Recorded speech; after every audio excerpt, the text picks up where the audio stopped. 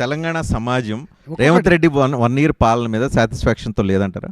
నేను ఏమంటున్నా, సాటిస్ఫాక్షన్ కాదండి. 70% పైబడి ప్రజలు రేవంత్ రెడ్డి మోసగించిండు, మోసపోయినవరా అనుకుంటాను. బీజేపీ స్టేట్మెంటా, ప్రజల స్టేట్మెంట్? ప్రజల స్టేట్మెంట్, బీజేపీ స్టేట్మెంట్ కాదు. ఎప్పుడు కూడా పార్టీలు ప్రజాభిప్రాయాన్ని ప్రతిబింబించిగా ఉంటేనే ముందుకు పోతాయి తప్ప ప్రజల అభిప్రాయం ఒకటి ఉండి పార్టీ అభిప్రాయం ఒకటి ఉంటే ముందుకు పోము. రజనీకాంత్ గారు, కానీ 25 ఏళ్ళు ఇక్కడున్నా, విద్యార్థి ఉద్యమాలు కూడా ఉన్నా, ప్రజలు ఎంత గొప్పవాళ్ళంటే ప్రజలలో లేని దాన్ని సృష్టించే ప్రయత్నం చేస్తే తాత్కాలికంగా ఏదైనా కనపడుతుండొచ్చు కానీ విజయం సాధించారు. భారతీయ జనతా పార్టీ ప్రజల్లో లేనిదే సృష్టిస్తుందని చెప్పి మీరు సంవత్సర కాలం క్రితం కేసీఆర్ మీద ఇదే తరహాలో పెద్ద పెద్ద ఆరోపణలు చేశారు. కానీ భారతీయ జనతా పార్టీకి ఇచ్చిన సీట్లు 8. కానీ ఇప్పుడు కూడా సంవత్సరం తర్వాత ఇప్పుడు కాంగ్రెస్ మీద సేమ్ అదే తరహా 6 మోసాలు 66 అబద్ధాలను సభలు పెడుతున్నారు, మీటింగ్లు పెడుతున్నారు, రోజు వచ్చి బీజేపీ నాయకులు మాట్లాడుతున్నారు. ఇది లేనిది సృష్టిస్తున్నారు అనేది ఒక ఫీలింగ్. ఒక మాట అసలు ఇప్పుడు మీరు గిన్ని చదివినరు, నన్ను ఒక్కటే చెప్పనిచ్చింది మీరు 55,000 ఉద్యోగాలు. నేను ఒక మాట అంటున్నా, చెప్పండి. ఇవాళ వాళ్ళు చెప్పిన ప్రకారం 2 లక్షల ఖాళీలు ఉన్నాయి, వెంటనే ఇట్లా రాగానే ఇస్తా అని చెప్పినాడు. ఎన్ని నింపిండో ఆయన ప్రకటించాలి, నేను దాని జోలికి పోనీగా. కానీ నిరుద్యోగ యువతకి 4,000 రూపాయలు ఉద్యోగం వచ్చేంత వరకు గుర్తిస్తా అని ఇచ్చిండా చెప్పండి. ఓ తెలంగాణ యువతకి ఆయన ఇచ్చిన పిలుపు ఏంటంటే, మీరు ఇట్లా గవర్నమెంట్ ఇట్లా ఎన్నుకోండి, ఇట్లా రాని మీకు ఎన్ని చేస్తారని చెప్పిండు.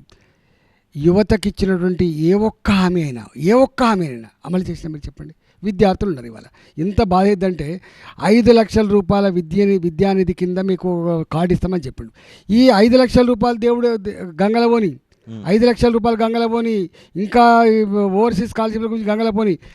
3 సంవత్సరాలు 2021 నుంచి వెళ్ళి ఈనాటి వరకు ప్రైవేటు కాలేజీలలో చదివేటువంటి విద్యార్థులకు ఫీ రీఎంబర్స్మెంట్ ఇవ్వకపోవడం వల్ల ఇవాళ వాళ్ళకు సర్టిఫికేట్లు వస్తలేవు. వాళ్ళకు పేరెంట్స్కి 50,000 రూపాయలు, 1,00,000 రూపాయలు అదనంగా పెట్టాలంటే కెపాసిటీ ఉండదు కదా. మీకు తెలియదు ఏముంది, రెక్కాడితే కానీ డొక్కనండి అనే వాళ్ళు గవర్నమెంట్ ఫీ రీఎంబర్స్మెంట్ చేస్తా అని చెప్పి కాలేజ్ జాయిన్ అయిన తర్వాత ఇవాళ చదువు పూర్తయిన తర్వాత అవి ఇవ్వకపోతే వాడి పరిస్థితి ఏందో మీరు చెప్పండి. ఇచ్చినా మీరు చెప్పండి మీరు. అంతేకాదు ఇవాళ విద్యార్థులకి 5 లక్షల విద్యానిధి అన్నాడు కదా, ఇంతకుముందు చెప్పినట్టుగా అది గంగలబోని. కానీ కనీసం విద్యార్థులు ఉండేటువంటి హాస్టళ్లలో, రెసిడెన్షియల్ స్కూళ్ళల్లో వీళ్ళు సకాలంలో డబ్బులు ఇవ్వకపోతే నాణ్యత లేని సరుకులు వచ్చి ఇలా కల్తీ నూనెలు, కల్తీ పప్పులు వచ్చి, కల్తీ కారం వచ్చి ఇవాళ అస్వస్థకు గురవుతున్నమాట. వాస్తవం కదా.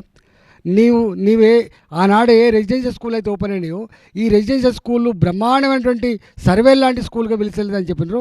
బిల్డింగ్లు కట్టకపోతే, కిరాయి భవనాల్లో ఉంటే టాయిలెట్ లేక, రూములు చక్కగా లేక, క్లాస్ రూములు గవే, పడుకునే గదులు కూడా గవే ఉండి, వార్డెన్లు లేక, వాళ్ళకు కనీసం తుడుచోడు లేకపోతే ఇవాళ అక్కడ ఎంతమంది అస్వస్థ పాలవుతున్నారండి. గవర్నమెంట్ పరమైన హాస్టళ్లలో, గవర్నమెంట్ పరమైనటువంటి రెసిడెన్షియల్ స్కూళ్ళల్లో ఇవాళ చదివించాలంటే భయపడే పరిస్థితి వచ్చింది. బతుకుంటే బలసాగు తినచ్చు. పిల్లలు మునుపట్లేక 10 మంది లేరు, 2 పిల్లలు ఉన్నారు. ఆ 2 పిల్లల్ని కూడా తీసుకుపోయి గవర్నమెంట్ రెసిడెన్షియల్ స్కూళ్ళలో, గవర్నమెంట్ హాస్టల్లో వేస్తే పుసుకునే ఏమైనా ఫీడ్ పాయిజన్ అయితే మా పిల్లవాడు ఎక్కడ చచ్చిపోతారని భయపడే పరిస్థితి వచ్చినమాట. వాస్తవం కాదు చెప్పండి. దీనికి కారణం నేను ఇంతకుముందు చెప్పినట్టుగా సకాలంలో బిల్లులు ఇవ్వకపోతే, అకామిడేషన్స్ అక్క లేకపోతే, చూసే ఇలా గార్డెన్స్ లేకపోతే ఇది జరుగుతూ ఉన్నవాడు. వాస్తవం కదా. మీరు చెప్పండి, మీరు పోండి. నేను ఒక మాట అంటున్నాను రాజు కదా, మీకు ఇంత చరిత్ర ఉంది, టీవీ 9కి ఇంత స్టాఫ్ ఉంది. నేను చెప్పేది నిజమైతే దేనికన్నా అనుకుంటాను నేను. ఓకే, ఇప్పుడు మహిళలకి bus free, gas free bus ఇచ్చిండు, బస్సులు కథం పట్టించిండు. మీరేమైనా అడగండి. సరే, ఫ్రీ బస్సు మీద ఎన్ని వందల కోట్లు ఖర్చు అవుతుందో తెలియదు కానీ 2,500 రూపాయలు ప్రతి ఆడబిడ్డకి ప్రతి నెల 18 సంవత్సరాలు నిండిన వాళ్ళకి ఇస్తా అని చెప్పిండా లేదా? ఇచ్చిండా? ఏ ముసలి తల్లులారా ఇట్లా నాకు ఓటేయండి, ఫస్ట్ సంతకం దేనికి పెడతా, 2,000 రూపాయల పెన్షన్ జాగాలో 4,000 రూపాయలు పెంచుతా అని చెప్పిండు. ఇచ్చిండా? 4,000 ఉన్న పెన్షన్ 6,000 రూపాయలు ఇస్తా అని చెప్పిండు. ఇచ్చిండా? చివరికి మీకు తెలుసో తెలియదో ఇవాళ చెప్తున్నా, చాలామందికి హ్యాండిక్యాప్డ్ సర్టిఫికేట్, వికలాంగుల సర్టిఫికేట్లు మీరు మళ్ళీ చెక్ చేసుకొని పోవాలని చెప్పి రీఎంక్వైరీ అని చెప్పి పెట్టించి ఇలా అనేక మందికి గుట్టు చప్పుడు కాకుండా రిమూవ్ చేస్తున్నమాట. వాస్తవం కాదా? మీరు ఒకసారి చెప్పండి. కొత్త పెన్షన్లు ఇచ్చుడు దేవుడు ఎరుగు, కొత్త సకలాంగుల సర్టిఫికేట్ ఇచ్చుడు దేవుడు ఎరుగు, కానీ ఉన్న పెన్షన్లు తీసేస్తున్నమాట. వాస్తవం కాదా? మీరు ఒకసారి సర్వే పంపండి.